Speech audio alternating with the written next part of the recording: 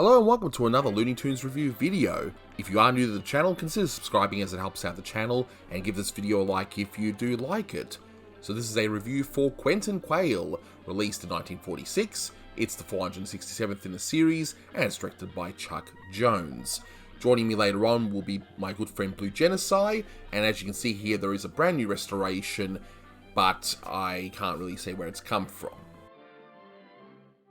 Now, due to copyright, I can't show you the full cartoon here, so in case you haven't seen this one, and there's a good chance you probably haven't, all that really happens here is that a quail goes through all sorts of trouble to try and get his, well, baby toots, a worm, and that's pretty much it.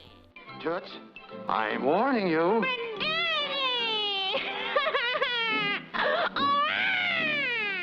Now, the following was from a commentary that was recorded and was on this channel a while back, but I had to take down due to a request from Warner Brothers Legal. So I've cut it up, and you should get some wonderful information out of this one. And hey, we got a new restoration this time compared to when we recorded it, so yeah, enjoy.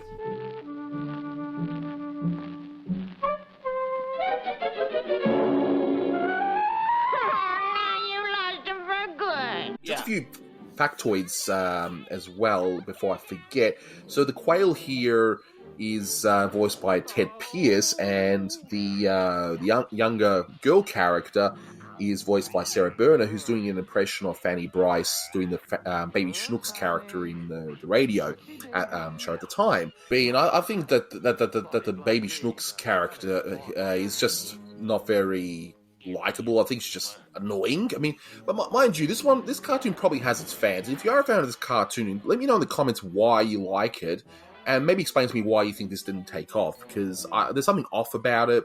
I can see that they're trying. Chuck's trying something new. Ted Pierce, of course, is trying as well. But ultimately, these characters just don't quite work. Although I love that shot with the fist. I think these cartoons were done better with Sylvester and Sylvester Jr., this type of format. Yeah, I think so. I mean, I actually do like the Sylvester Jr., so why that works for me and this doesn't, I don't know. But here we see Frank Sinatra, of course. You see, I love the fact that Chuck was trying to create his own art style, or his own style of cartoon around this period, with the backgrounds being more abstract. And then, by 1946, he started to go back on that. But then at some point, Robert McKimson was like, yeah, let's do that. I mean, look at the background and foreground here, for example. You got some realistic things, but then you got some abstract, rubbish designs in the front as well. It's very, very interesting. Quentin Quayle comes from the song San Quentin Quayle, and one of my good friends, I don't know if I'm going to mention this person by name because they might be embarrassed to have uncovered this fact, but apparently the term San Quentin Quayle is a 40s term for attractive underage female, and I will not elaborate further from that.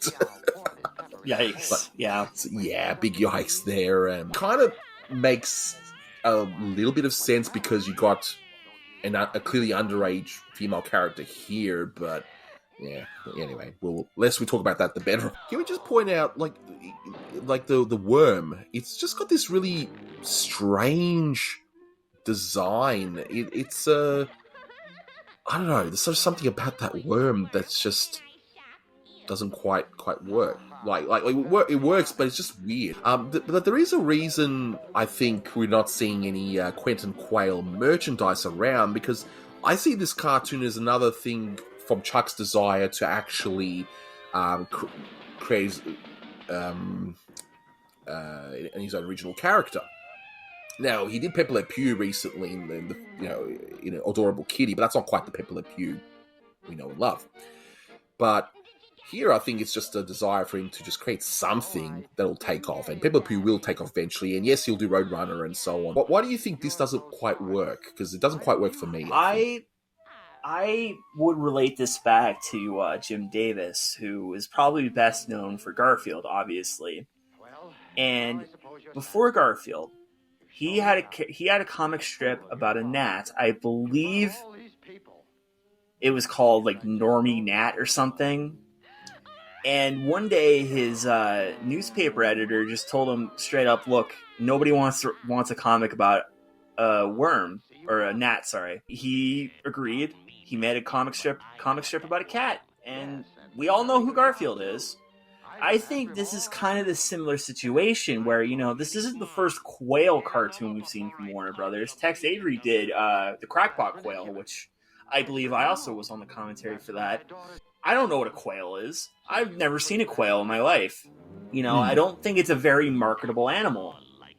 And I think that's the big issue here, is similar to Jim Davis. I don't think it's as bad as trying to make an entire cartoon about a gnat, for example, but I don't know. I think that might have something to do with it. So what do I think of this short now that it's been restored? Well, the backgrounds are a lot more nicer. That's really all I can say. It doesn't really change the fact that this cartoon is just okay. I mean, some of the gags are funny, some of the gags are just miss. So it's just an average short, I think. And in terms of my rating, I'm just giving this a 6 out of 10. It's not the worst thing I've seen. There are a few chuckles here and there, and again, the backgrounds are wonderful to see and some other animation too. But yeah, this new restoration hasn't changed my mind. And Blue Genocide also confirmed that his rating for this one would have been 6 out of 10 as well. In any case, we'll wrap this one up. Final thoughts on this thing of the cartoon? Pretty unmemorable. Yeah, I don't know. It didn't quite work for me, but please, if you're a defender of this cartoon, let me know why I am wrong and why Blue's wrong as well. So, thanks very much for listening, guys, and until next time, take care. I really like how he had to rope me into that. Whoop, whoop. Why, Toots, now what's the matter? I don't want to eat him. I can't eat him. For heaven's sakes, why not? Because he looks like Frankie